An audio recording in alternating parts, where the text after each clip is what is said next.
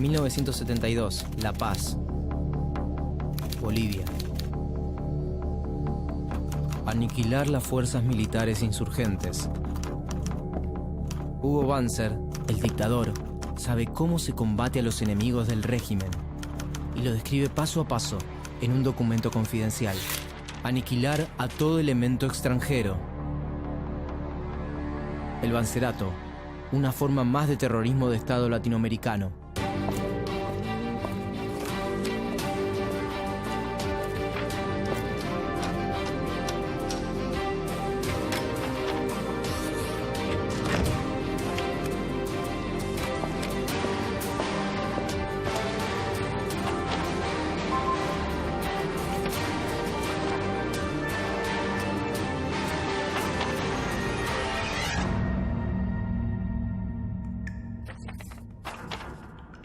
El movimiento nacionalista revolucionario comenzó a gobernar el país en 1952. Llegaron al poder luego de un alzamiento popular que estableció en el gobierno a Víctor Paz Estenssoro. Nació en Tarija el 2 de octubre de 1907. Nacionalizó las minas de estaño, impulsó una reforma agraria que repartió la tierra entre los campesinos y estableció el sufragio universal. Tenía el apoyo de campesinos y mineros, en su mayoría indígenas, y se enfrentaba a los sectores económicos acomodados. El movimiento se mantuvo en el poder durante más de una década, hasta 1964. El 4 de noviembre de ese año, los periodistas que esperaban en la puerta de la Casa de Gobierno vieron salir a Paz Estenssoro, que cumplía su tercer mandato como presidente. ¿A dónde va?, le preguntaron. A inspeccionar los puestos militares, dijo el primer mandatario. Pero la realidad era otra. Al presidente lo esperaba un avión en el aeropuerto para escapar hacia Lima. El desgaste de 12 años del MNR en el poder, la pérdida del apoyo de las bases populares y la presión de la oposición debilitaron su gobierno.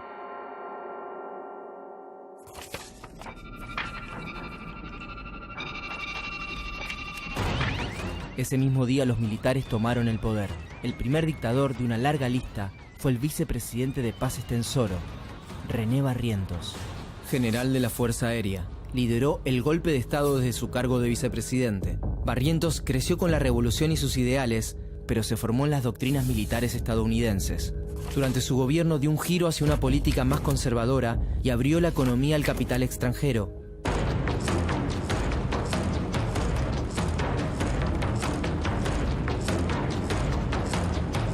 El general mantenía vínculos muy cercanos con la CIA, la Central de Inteligencia Norteamericana. En octubre de 1966, Ernesto Che Guevara llegó a Bolivia.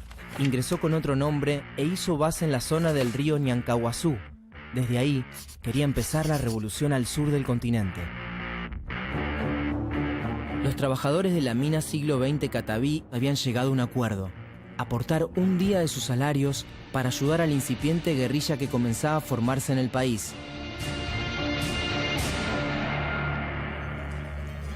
El 24 de junio de 1967, a la madrugada, apagaron las fogatas que habían alimentado toda la noche en la fiesta de San Juan. Ya se retiraban a descansar cuando los sorprendió el ataque de un grupo de militares que dispararon con ametralladoras y bazucas a los trabajadores, a sus mujeres y sus hijos. El atentado causó 87 muertos e incontables heridos. Se conoce como la Masacre de San Juan.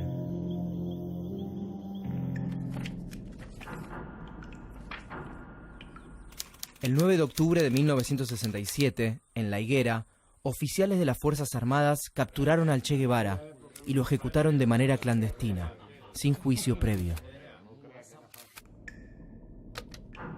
Las palabras no pueden expresar lo que yo quisiera y no vale la pena emborronar cuartillas. Hasta la victoria siempre, patria o muerte. Te abraza con todo fervor revolucionario Che. El 27 de abril de 1969, Barrientos murió de manera inesperada cuando se estrelló el helicóptero donde viajaba. De inmediato, tomó el poder un grupo de militares nacionalistas que estaban descontentos con la política del dictador. Alfredo Bando I y luego Juan José Torres intentaron reflotar algunas de las medidas que había tomado la Revolución Boliviana. Nacionalizaron empresas, retiraron tropas militares de las minas y de la universidad, devolvieron la legalidad a la Central Obrera Boliviana, aumentaron los sueldos y repartieron nuevas tierras entre los campesinos más pobres. Durante su presidencia, Torres fue más allá todavía. Creó una asamblea popular formada por fuerzas políticas, sindicales, obreros y campesinos que proponían medidas de gobierno. Una de ellas, la creación de milicias populares para defender los logros de la revolución en marcha. Esa idea fue intolerable para las Fuerzas Armadas. También para Estados Unidos, que temía la irrupción de focos socialistas en América Latina. No quería otra Cuba en su área de influencia. En la madrugada del sábado 21 de agosto de 1971, el presidente llamó a los bolivianos a resistirse al golpe de Estado, que parecía inminente. Universitarios, obreros y miembros del Ejército de Liberación Nacional, la guerrilla que había formado el Che Guevara, salieron a las calles, pero estaban desorganizados. A las 18:30, 2 aviones dispararon desde el aire sobre los manifestantes. Cientos de personas fueron apresadas y aún se desconoce el número de muertos. Comenzaba así el régimen de Hugo Banzer Suárez. El dictador boliviano nació en Concepción el 10 de mayo de 1926 y gobernó el país entre 1971 y 1978. Este proceso surgió simple y llanamente porque veíamos a nuestra patria hundirse en el comunismo. Y por eso las Fuerzas Armadas de mi patria, junto con su pueblo, se han levantado contra ese proceso. Eso es todo. En el país contaba con el apoyo de los altos mandos de las Fuerzas Armadas, pero también del movimiento nacionalista revolucionario de Paz Estenssoro, el mismo que en 1952 había comenzado un camino revolucionario. Banzer alimentó la amistad con Estados Unidos a través de leyes que favorecían las inversiones del capital extranjero.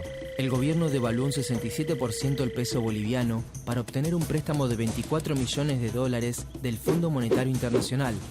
El costo de vida aumentó, los salarios cayeron. Frente a las protestas populares, la única respuesta fue la represión, la cárcel y el exilio.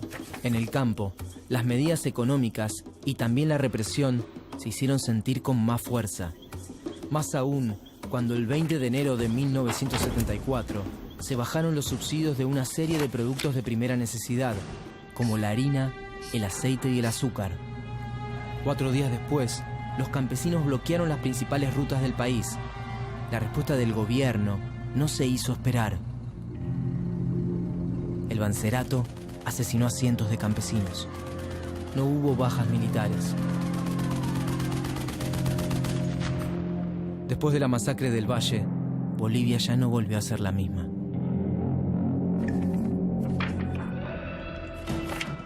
Ese mismo año, Banzer protagonizó un autogolpe y eliminó del gobierno a los partidos políticos que formaban parte del Ejecutivo para concentrar el poder sobre su figura.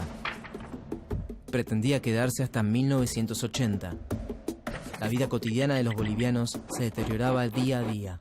En 1976 había 2.134 médicos para 6 millones de habitantes y solo el 44% de la población tenía agua potable y cloacas.